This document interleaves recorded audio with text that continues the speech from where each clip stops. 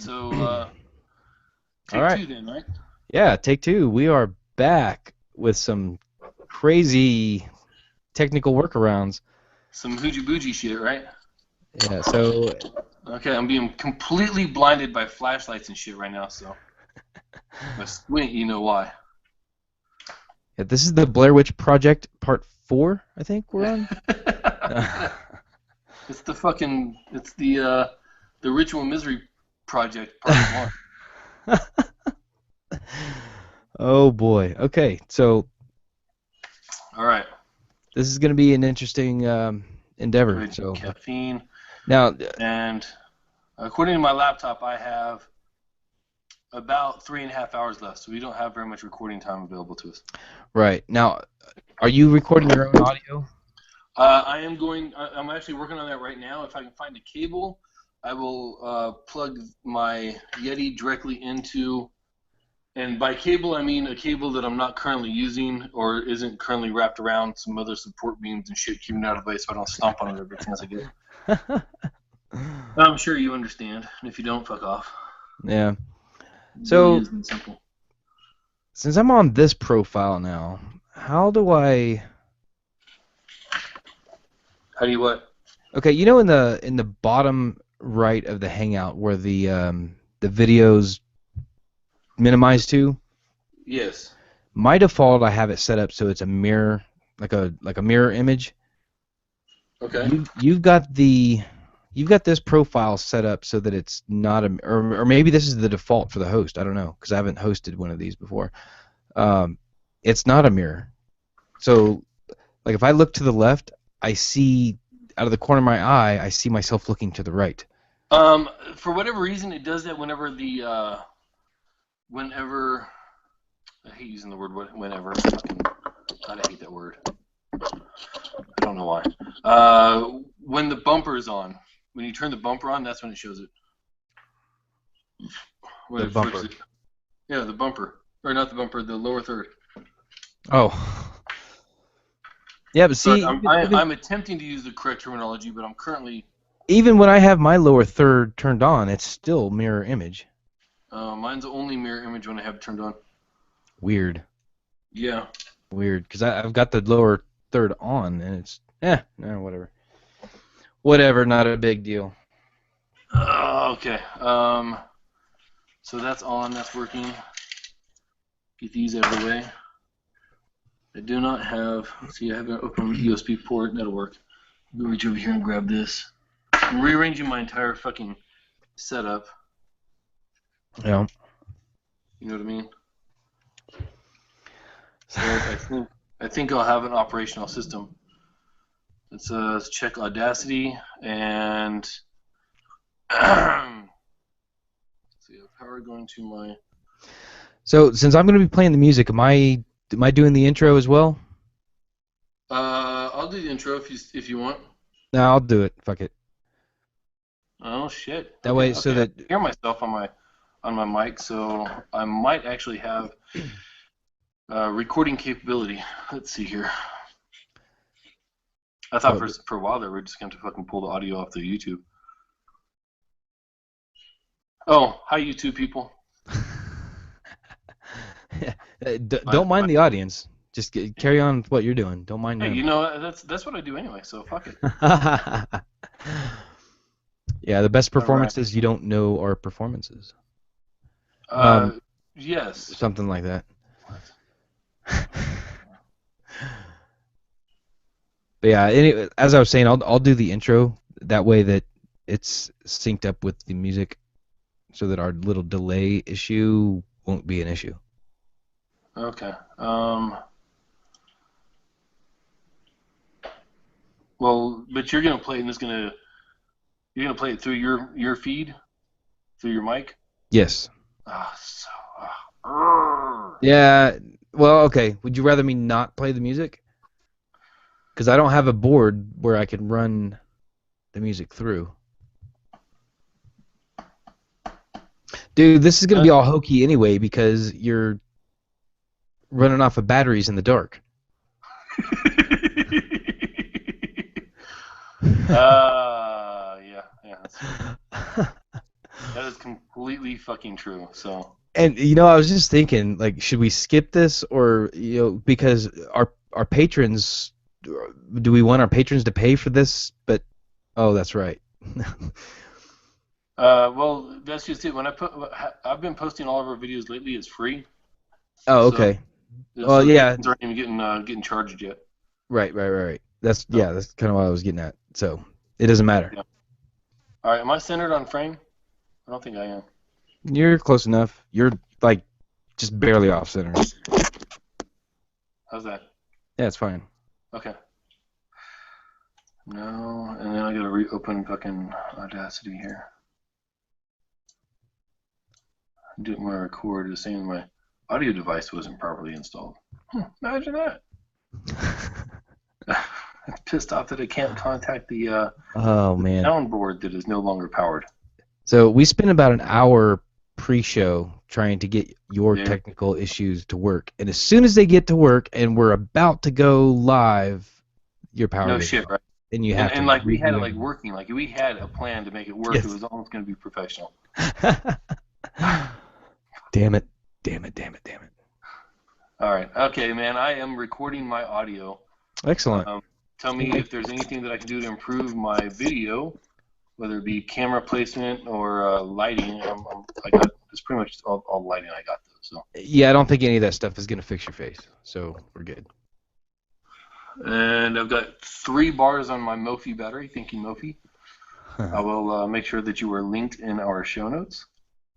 Yeah. Through the Amazon affiliation, of course, which doesn't cost our visitors any extra money, but does kick a little bit back to us. Effortless on your part. Oh, yeah. All they got to do is click the Amazon link on our website, ritualmisery.com.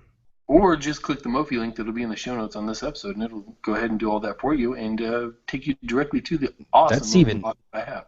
Yeah, that's even easier. And that is a pretty badass Mophie. That thing saved my phone's ass in Austin last weekend. Yeah. It recovered from your hangover. My phone was hungover. It recovered from your hangover. Yeah, that thing's pretty awesome. Yeah, I like it. Okay. All right, dude. I'm ready when you are, man. Let's all right. Junkie junk and do this, man. Are you doing the intro? Yeah, I'll do the intro. God, this is gonna be weird, man.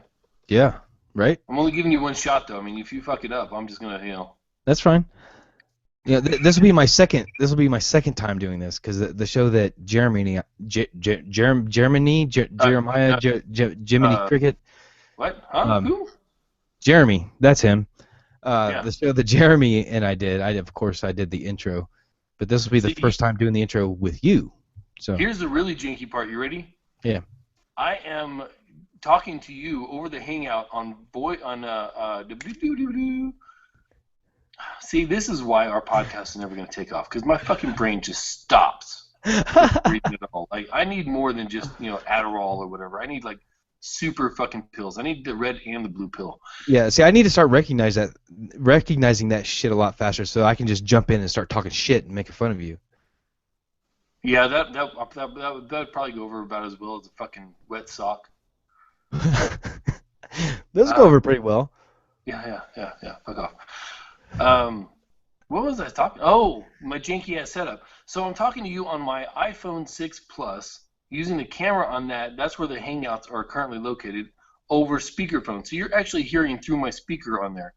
Yeah. And I'm hearing you're hearing through the built-in mic on there, and I'm hearing through the speaker. I'm recording my audio into my microphone being recorded through Audacity on my laptop. I have a iPhone 4S and a LED flashlight pointed into my fucking eyeballs in order to have some light on me so the video isn't completely just shit, which it's going to be anyway because I'm in it. Meanwhile, half of my lighting is coming from the screen on my fucking MacBook Pro, which is turned all the way on. The rest of my family is in the other room trying not to be bored to death because there's no electricity in this goddamn house. And the wind outside is going like nuts. You're just getting a head start on the Earth, what is it called? Earth 60 Plus or whatever? Where you're supposed to like turn off all your lights for an hour? Whatever. Yeah, so anyway. All right, you ready to do this thing? Yeah, let's get on going before my retinas All right. roast out. All right. So I am dropping a marker right now. Yeah, do that. What?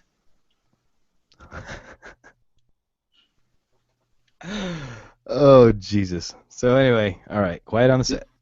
This is dedication to our fucking cast right here.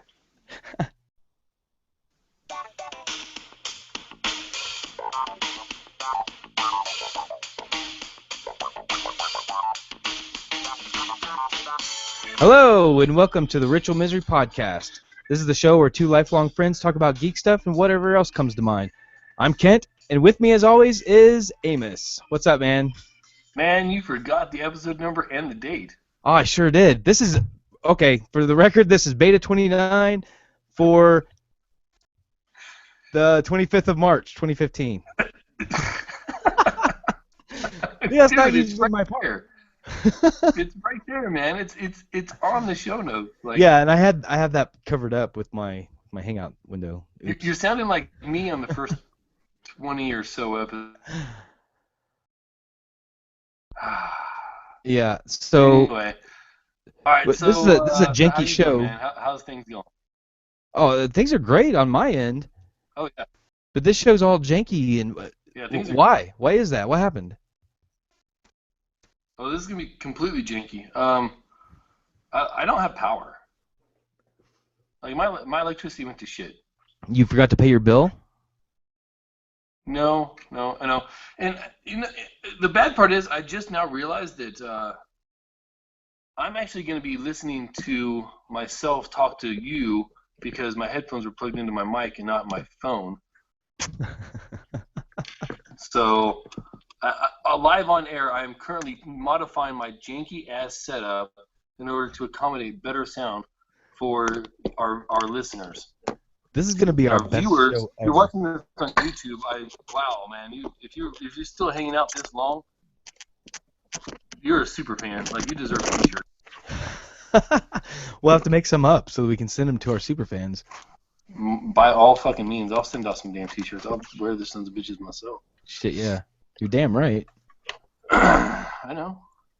Yeah, man. So while you're setting that up, I think I'm actually set up. Like, that was the easiest part about this setup. Now if I can just get my cords out of the way to where they're not like falling off my desk.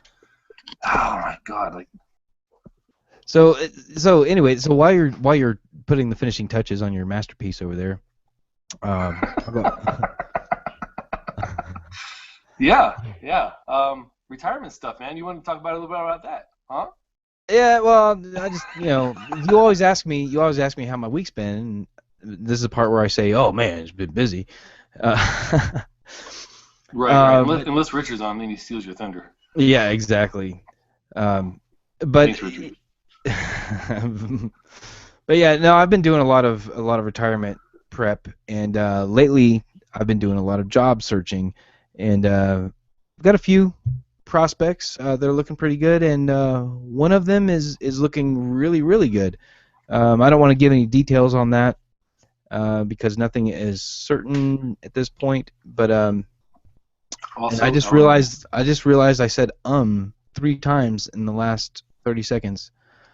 Yeah. A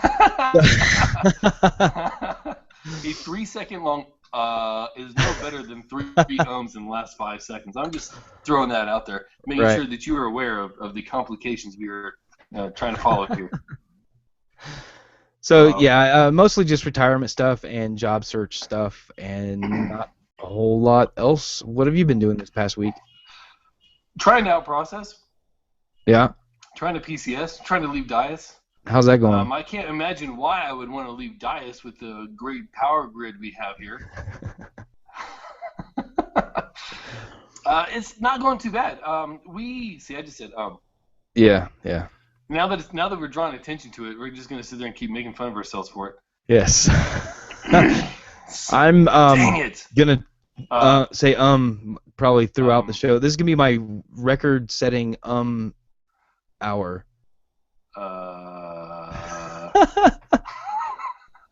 Damn it.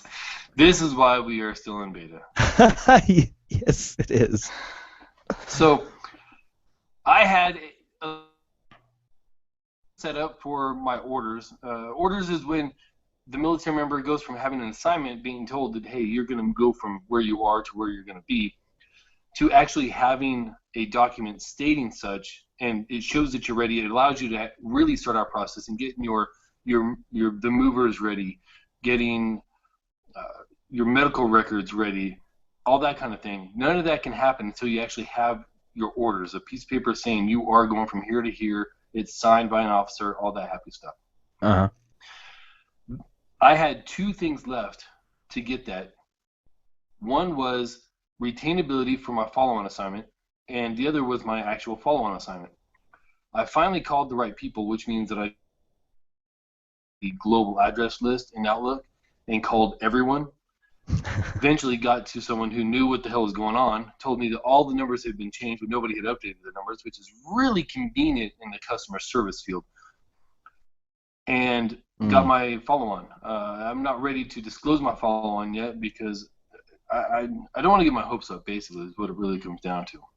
Right. I want to do what I got to do in Korea and hope for the best, because so far I've not had the best luck with follow-on assignments leaving Korea. All one time?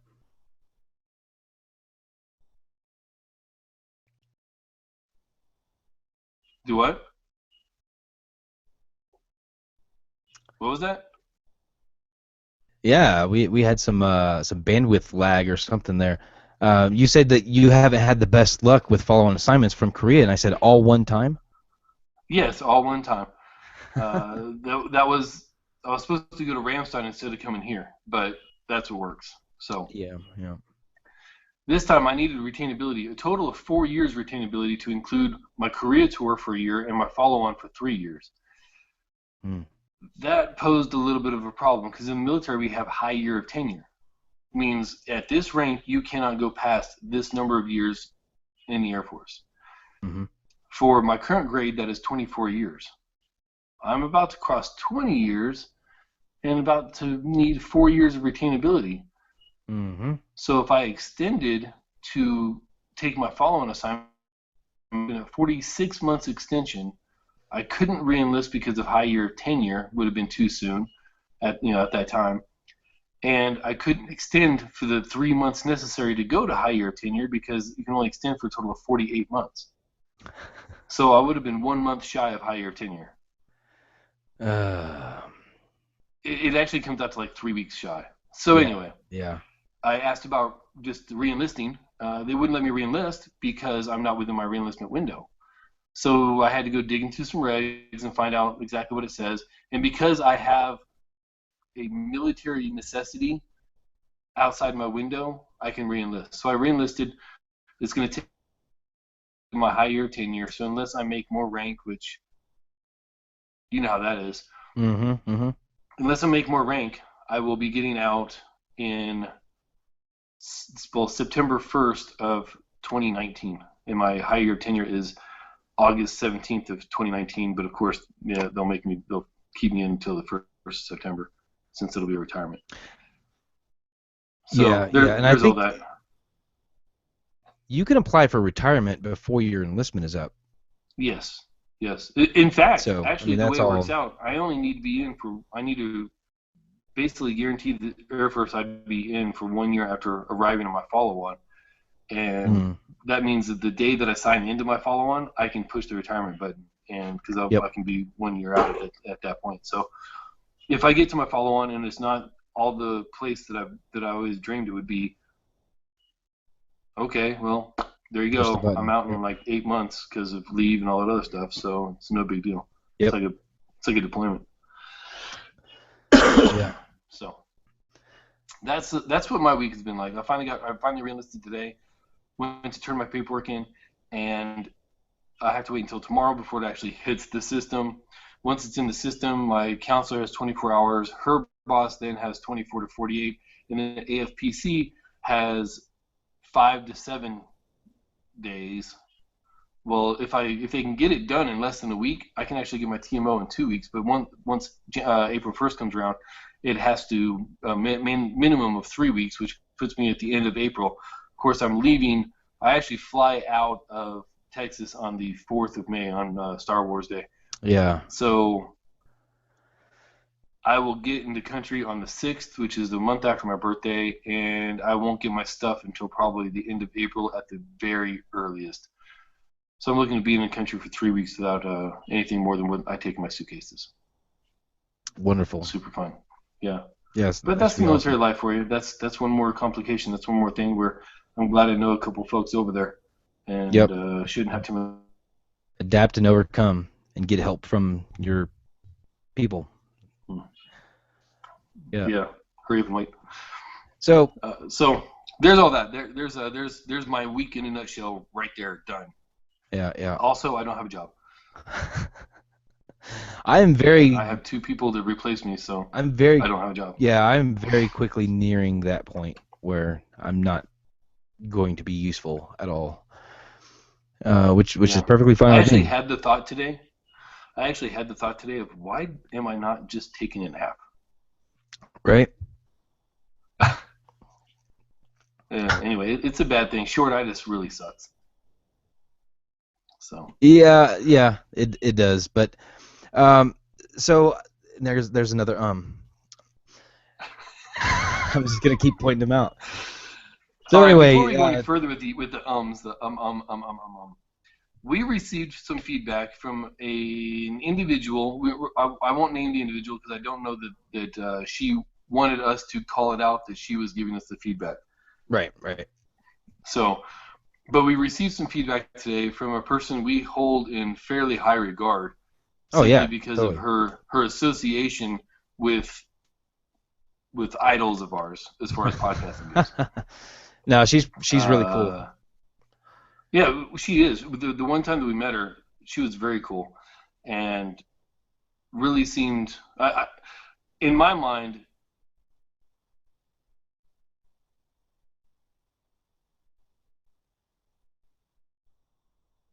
and I don't.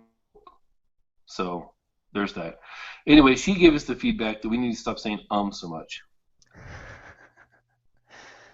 Yeah, she said we sound good other than that, but we really need to curb the ums.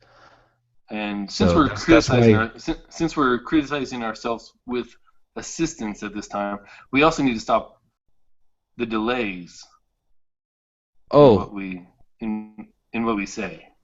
Like that just comes with practice. Dead air and pregnant pauses, stuff like that. Pregnant pauses. Yeah. That's a term I have not heard in a long time. Ooh, yeah. That's a good term. That's a freaking good term. Oh, this is weird. I'm having like a delay. Like I know you're talking, but it's taking a couple seconds for the audio to get to me, so it's kind of weird. That would be the connection over cell. That'd be Verizon doing its best to feed everybody's habit because nobody has any electricity right now, and everybody's playing a game. There's another Everybody's playing Clash of Clans right now. So yeah, no doubt. Streaming Netflix over their phone. So, do you stream your TED Talks over your phone? Sometimes I do, sometimes I don't. This week I watched it on my phone, but AirPlayed it through the Apple TV on the main TV in our living room so my wife could watch it as well. And then my sister-in-law also started watching it, and we kind of all watched it together, and it was amazing. That's cool. That's a cool experience, too, to share with people. Because when I've watched all of my TED Talks, except for the one that I have for tonight, it's all been kind of a solo watching thing, and I haven't bounced things off of people, so that's pretty cool. What'd you watch? I watched Monica Lewinsky. She had a TED Talk. Monica Lewinsky? That Monica Lewinsky. Was she wearing a blue dress? She was. I don't think so.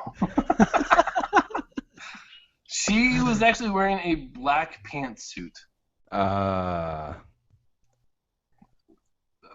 So does that go back to your dress question? Like it's black to me, but it would be blue to you? Oh, that's a good point.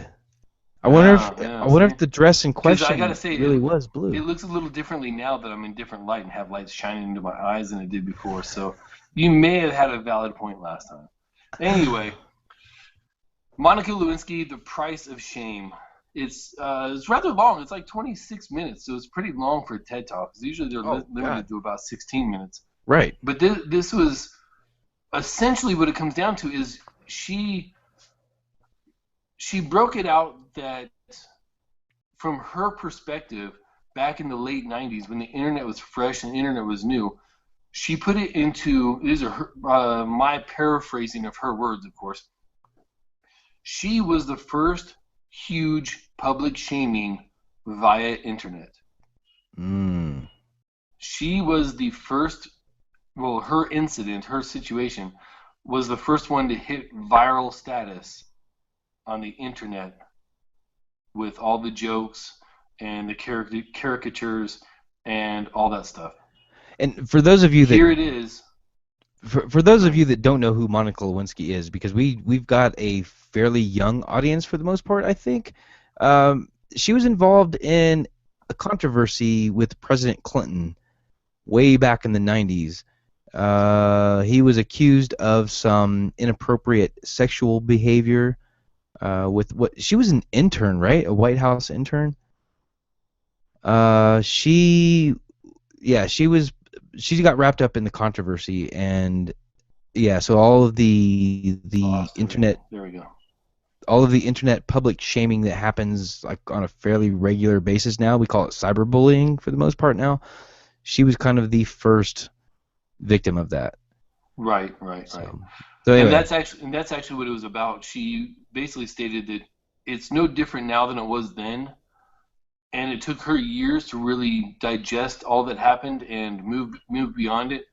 One of the things that she said that really struck me was at one point she was living at home with her parents, and her mom wouldn't let her shower with the door closed because she was afraid of, Monica was just in that mindset that her parents were afraid of her doing something to harm herself. Oh, wow. In private. So she couldn't even shower with the door closed. She slept with the door open. Her family took a very active part in her recovery from the situation that she found herself in. Mm-hmm. And I never really thought of it that way, and maybe that's why I think it's so important. Not only as a message of you can get through this if you're the one being, bullied, but also here we are, almost 20 years removed from that situation. Mm-hmm. And you can really think back and put that in perspective and kind of internalize that and think about the strife that she went through. It was because it's still funny, it's still a joke, but it's not the ha funny. It's the I remember that funny. Mm-hmm. And now that we're removed from it, we can kind of take that in perspective, and it's really viable for today's society and today's internet society. Mm-hmm. And that I thought it was really good. If it's one of those videos, kind of like Lisa Green, if my kids are old enough to understand the content, I insist that they watch it. And this is one that the first time they get into something like that, something online bullying or whatever else happens to them or that they're involved in, I'm going to sit them down, explain the situation, and have them watch this video because it just has that much of an impact. Wow. And it wasn't in the face at all. It was almost an internal dialogue being stated out loud. It was really awesome. Well, cool. It's exactly what I expected with TED Talk when I watch it. Right on. One of the takeaways that I got from kind of what you were saying was that it doesn't have to be a mass media public shaming like what she went through. It can be something as small scale as your run-of-the-mill cyberbullying, like a couple of fellow classmates on Facebook just posting some crap about you or whatever. It could be very small scale, and it's still the same, the same kind of feelings or whatever. And you can look at that. Like you were talking about, she's explaining it from the victim point of view, but turn it around from the bully, because a lot of times when people bully, they don't understand the impact that they're having. Right. They don't see it as bullying. They see it as just horsing around or right. you josh with your friends and things like that. I'll call you a douche and you'll call me an asshole and and a lot of Right, times they see it that way. but But a when lot of times you it's say that to people that aren't in your inner circle necessarily, they'll take that to heart, and you don't see them when they go home and cry, or right. and that leads into the TED Talk that I watched this week. Excellent. It's Drew Dudley, and the name of it is Everyday Leadership, and basically he's explaining his view of leadership, and basically all it is presenting yourself in a very positive light. There's a little bit more to it, but not much really. You're in your everyday life. You want to set an example. You want to project a positive attitude. Basically what he was trying to say is that you never know the impact that you're going to have on people around you. He told a story where a girl, college girl, because he's a college professor, and this college girl came to him and said, hey, there was an incident 4 years ago that you had the most profound impact on my life because of something that you did and something that you said. And Drew Dudley he doesn't even remember that event. He does not recall it at all. It was just Right. him. It was just him being himself, and she took that event, I guess, and took it to heart, and it impacted her life in very, very positive ways.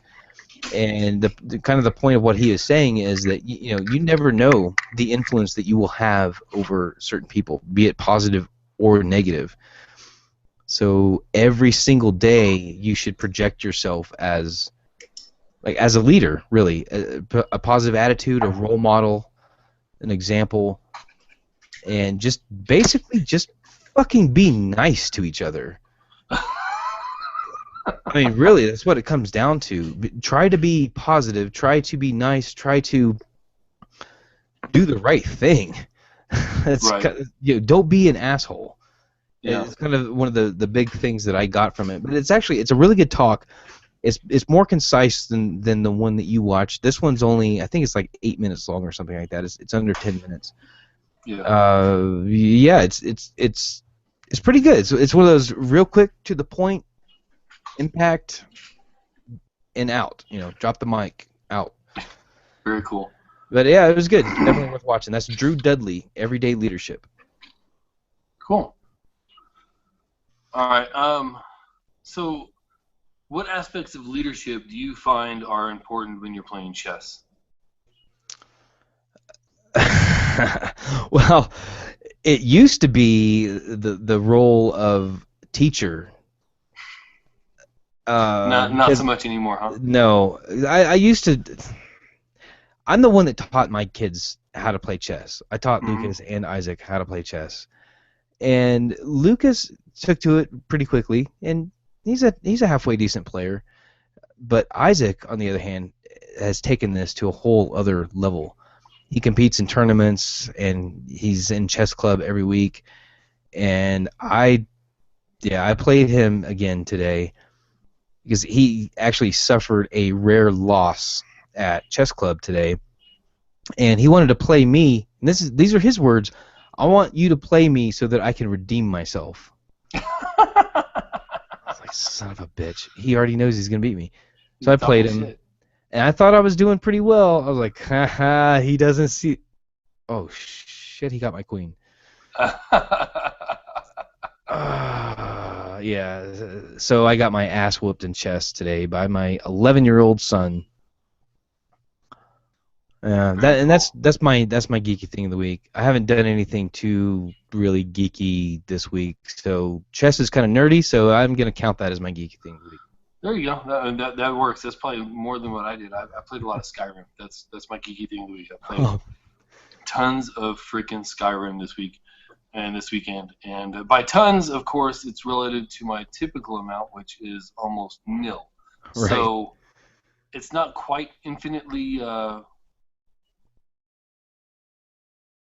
See, there it is again. My brain just like Pregnant stopped and farted. pause. Yeah. It's not. Yeah, I can't even think of it. It's gone. Like the word is absolutely gone from my brain. This is what Alzheimer's feels like right here.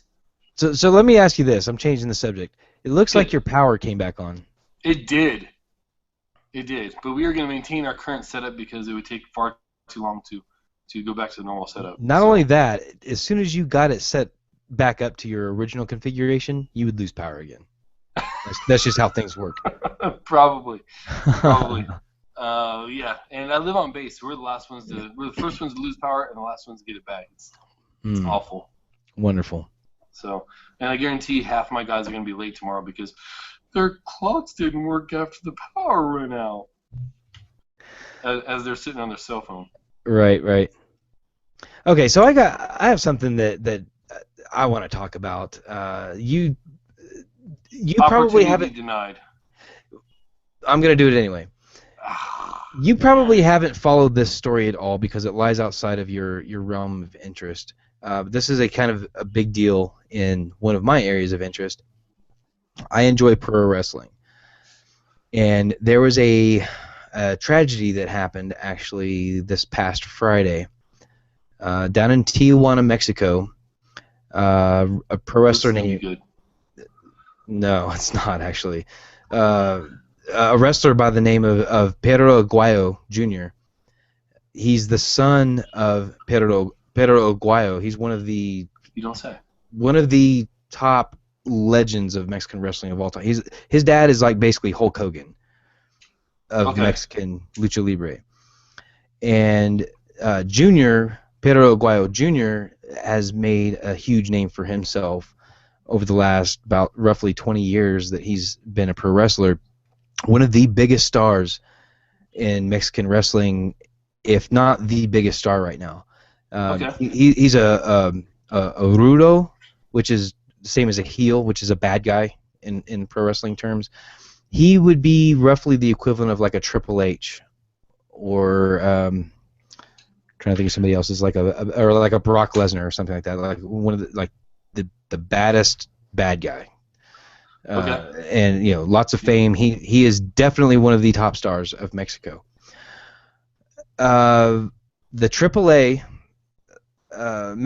Mexican wrestling promotion we're putting on a show, or actually, not to get too deep into the weeds with this, but it wasn't actually a AAA show. It was an independently promoted show, but it was using AAA's talent. Okay.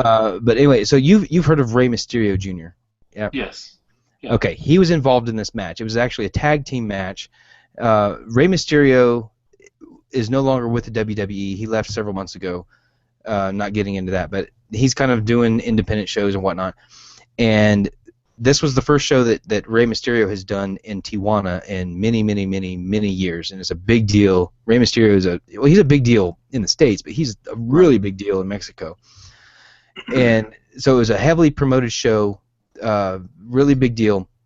And then he was tagged with I believe it was a wrestler from the TNA promotion, and I think on Perro's team, his tag team partner, I think he was also from TNA, but I can't remember their names right now. Not really that important to the story. But Rey Mysterio and Perro Aguayo were on opposing tag teams. And, excuse me, well, in the middle of the match, Perro Aguayo collapsed.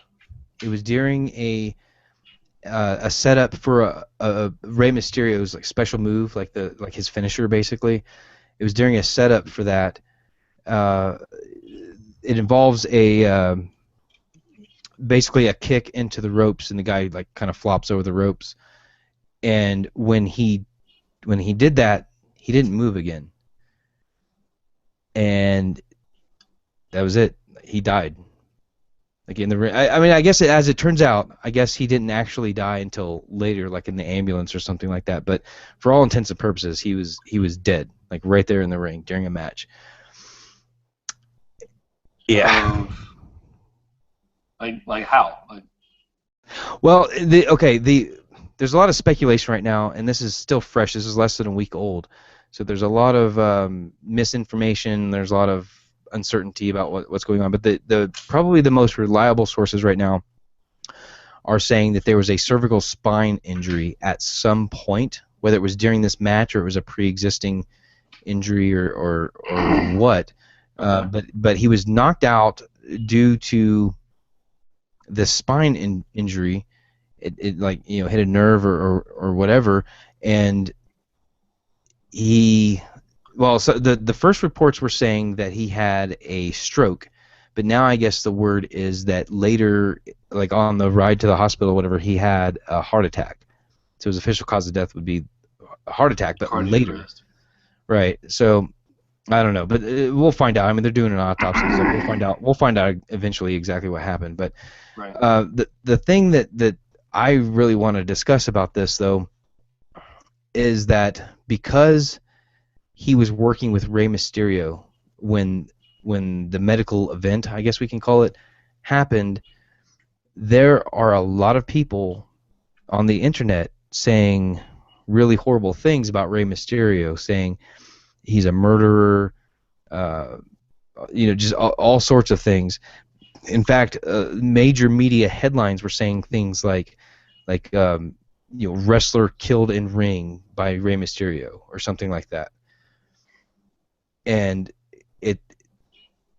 it's fucking awful. Rey Mysterio, I'm sure, is absolutely heartbroken and destroyed by this right now, and he's trying to deal with this. His Twitter account is probably full of hundreds of people calling him a murderer. And that doesn't. I mean, that's. This is where, and I'm assuming these are fans that are doing, fans of Perro. Sure.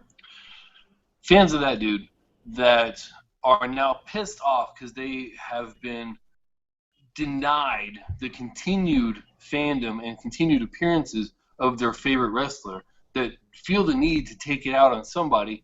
And of course, the obvious target would be the other well-known wrestler in the ring at the time to take it out on them. Yeah. And this, in my opinion, is where fandom goes too far. And instead of looking at the facts, you get the mob mentality of, I want to blame somebody, I want to be the guy that says that this is what happened so that I can be talked about or that I can continue the conversation.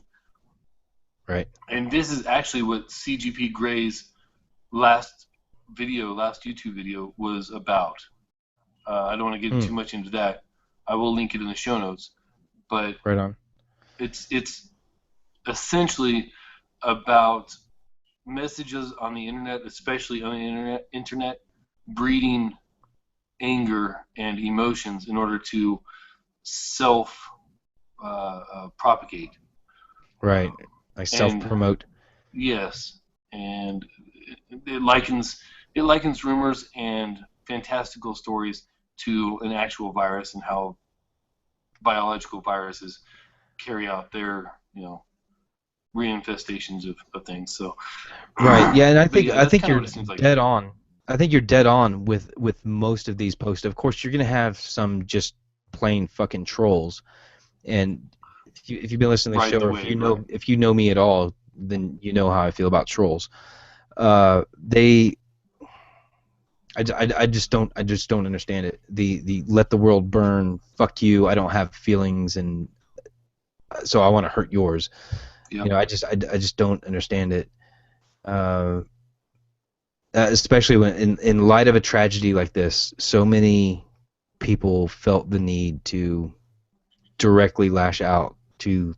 This was a freak accident. This was it was a freak occurrence. It was not Rey Mysterio's fault. It wasn't anyone's fault. Yeah, I don't know. I don't want to say much else about it, but it's fucked up. You mean you don't want to be the troll that you're complaining about? I never want to be a troll. All right, let's. Oh, see, and I had something that I was gonna play, and now it's delayed because of a 30-second mandatory advertisement on the YouTubes. So You gotta love that. disappointing. And that's speaking of that sort of thing. I'm a subscriber to several video on demand outlets, services, we'll say. Hulu is the only one. Humans, for the most part, don't have a clue. I don't want one or need one either. Can you hear it? Yes, I could hear it. Okay. Here you go. I just wanted to bitch about Hulu for a second. Hulu Okay. is the only video on demand service that I pay money for. Why do you pay money for someone who's just going to make you watch commercials, man? Yeah, actually, I'm lying. I'm actually using somebody else's password, but the point being, why are you borrowing a paid account that's going to make you watch commercials? honestly, it's so that I can watch Raw and SmackDown. But can't you watch that on the WWE network anyway? Not live or not same week. It's for WWE Network. Raw and SmackDown come on 2 weeks after the fact. Oh no. Pay-per-views are live, but Raw and SmackDown you gotta wait.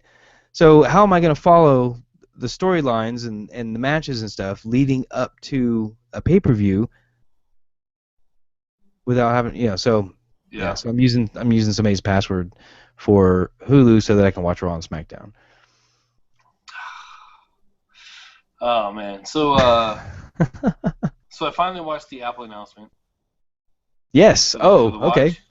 Welcome to the conversation. I am actually more excited about the watch than I was before. Really? Okay. Yeah, I honestly was not very excited about the watch the first time.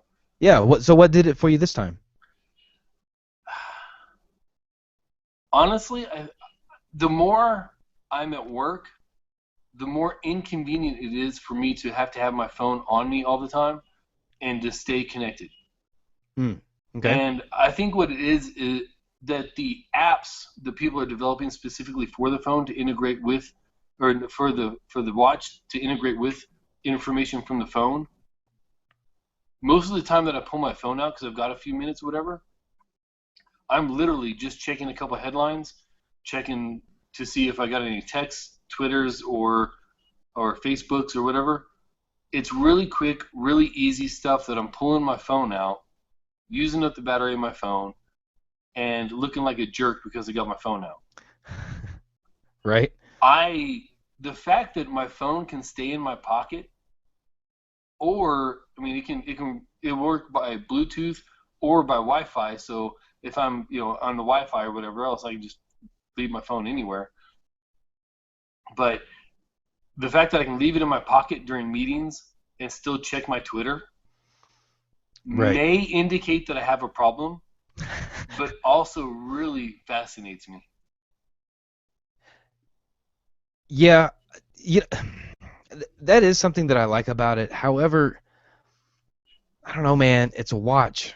Like I haven't worn a watch since I was like 15 or some shit. Like I gotta tell you, the watch aspect of it is like secondary to me. The fact that it's a watch is a form factor decision that I can get over. The functionality of the machine is what actually attracts me to it.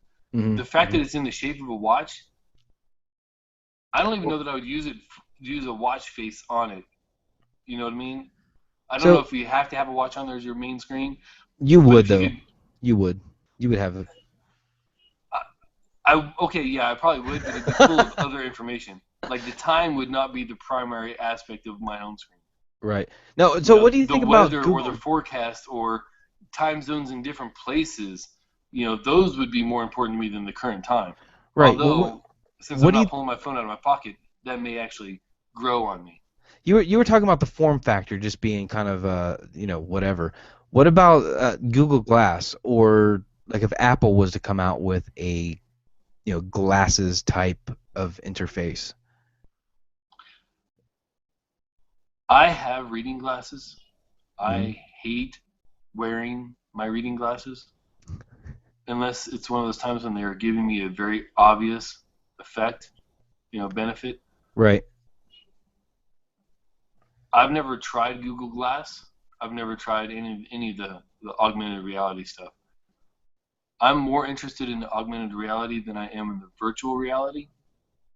but that is something that I'm going to completely withhold judgment on. And if you can check back at anything I've said ever, I've never made judgment on Google Glass, other than like certain videos or whatever else. But like the applications of it or of similar items, as far as what they can project and show me, I am absolutely fascinated by that and completely on board. If all I have to do is wear some little stupid device on my head and it can give me valuable information in a timely manner that is easy to interface with. And I think that's where the problem comes in. Yeah, see, but I've never used it, so I can't speak until right. about it. And, yeah, same here. And I'm a huge fan of the tech. Like even the Apple Watch, I'm a big fan of the tech. I can see where it would be really cool, but it's not for me, man. Like I don't think I would like it. You're not an overly connected kind of person, though. Like you're the guy that I'll text, I'll send a message to, or I'll send a Facebook or a Twitter to, or something like that. And if I get a reply in an hour or so, then I'm good. Well, I mean, that can go both ways, because I texted you earlier today, this morning probably, and I didn't receive a response for like 3-4 hours. Yeah. But my average response time is pretty quick. Yeah, more or less. I don't know. And that's not something. That's not necessarily something I strive for. That's just a matter of habit. For me to go very long without checking my phone or responding or whatever else is pretty rare. Mm-hmm. So, but that's I'm a lot quicker now about it than I used to be, and it's because you used to send you a message and not hear from you for 6 months. So, well, there is waiting that. a couple hours. That's not bad. No, but like the regular back and forth communication used to be a lot worse for me because I was attending meetings all the time. And yeah, and at one time you didn't have your phone on you for and that's duty day. Yeah, and that's the case too. Like when I was in Germany, I had a behind closed doors kind of thing where you had to leave your phones outside the room and all that kind of stuff. Yeah. And yeah, of course, stuff like that severely hampers your connectivity. No, to say you the don't least. say. So, but walk into a top secret room with Google Glass on, just that wouldn't go over so well. No, not so much. So, all right, man. It's been a fun episode. It's definitely been interesting. I've already got a title picked out, so we're good there. Beautiful. Don't even have to re-listen to it. It's genius. So here I am touting my own title and I haven't even fleshed it completely out. It's like a 90% solution in my head. Whatever. But so yeah, I mean this episode really does just show how dedicated we are to at least recording one every week, if not already pushing them out. So it's been pretty regular lately. With the exception of South by, but yeah. Well, yeah. Stuff happens. South by happens. Yes, it does. It certainly did. I'm not sure when I'm in Korea, Seoul will happen a few times. Right. So, but yeah, man, let's move this along so that I can check to see if the rest of the family died in the darkness and got eaten by cockroaches or something, or if the wind just blew them away. Because the wind seems to have died down outside. Yeah. So yeah. I probably need to go check my trash cans again because my kids don't like to latch the trash cans closed, which makes times like this very fun when they're sleeping and have school the next day. Oh boy. All right, man. So are you gonna go down the rundown, or am I? You know what? I opened it. I'll close it. There we go. That's kind of what I was getting at. I was waiting for it. Yeah. So. Bring us home, man.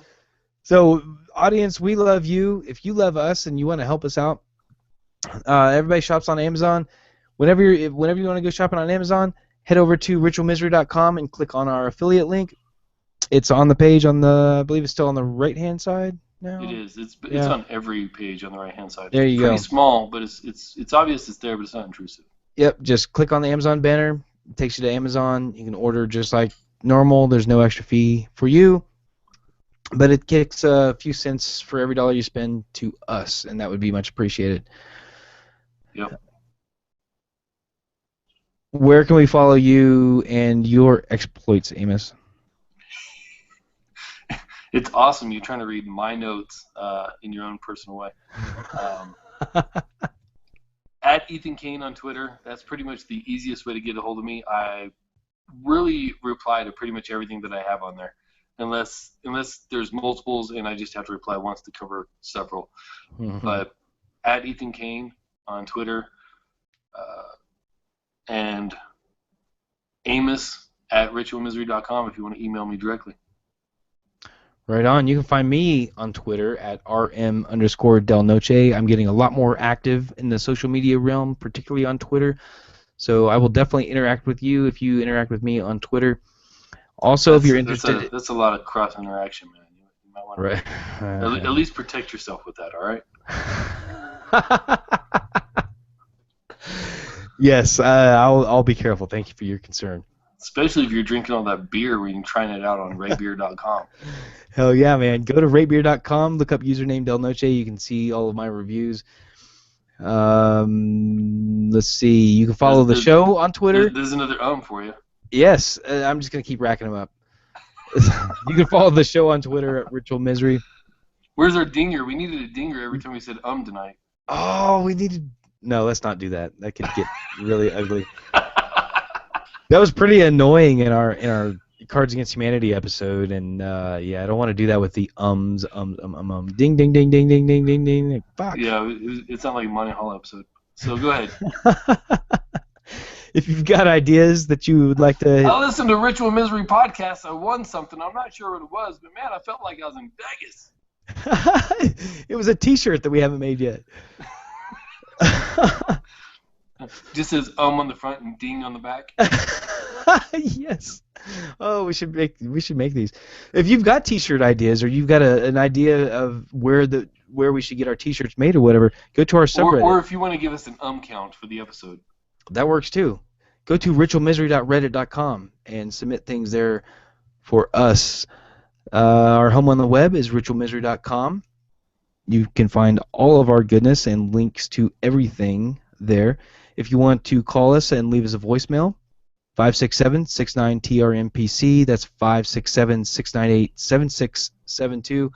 Leave us a voicemail. It can be angry, it can be happy, it can be whatever, and we will probably play it on air unless you specify specifically not to. You could call us and just leave a ding. Oh yeah, or just tell us a number. Tell us a number, 61, and we'll know. Oh shit, I said 61 times. But you'd have to be like 61. Exactly, man. This episode's kind of fucked up, but it's been a lot of fun. So, our music. All right, man, you got some music to play us out, don't you? Yeah, our music that you're about to hear here in a second comes courtesy of Kevin MacLeod. I had fun, man. I hope you guys did too. Thanks for listening. For Amos, for me, and for you, this is our Ritual Misery podcast. See ya.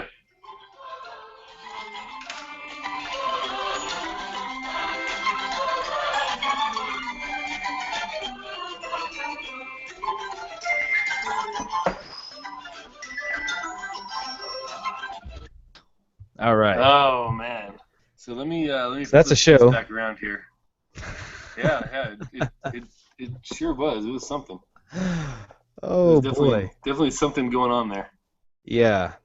That was. Holy crap. Wow. So, for the YouTube viewers, it was nice to see that you got your lights back and everything, and it was pretty funny. When I mentioned it during the show, I kind of said it like it was a new thing, like oh hey, your lights are back on, but at that point they'd been on for like 10 minutes. 5 minutes. Yep. Yeah, but one of us was making a point or something, and I didn't want to like, oh, forget what you were saying. Look at your lights. Yeah, I was actually going to cut in and say something, but then you were actually on a roll, and then I got interested. Yeah, whoopsie. Was it during the Perro thing, the wrestling story that I was? Yeah, I don't know. Whatever. Doesn't matter. I don't know. What an interesting show. Wow. Yes, very Oh, much. fun. Okay, and it is 2 minutes to midnight, so I'm about to turn into a mouse or pumpkin or whatever they call it when it's time. Yep, and it is time to end the video broadcast. So It say is. goodbye. Audio. All right, folks. Thanks for joining us. See you next week. See ya. Peace.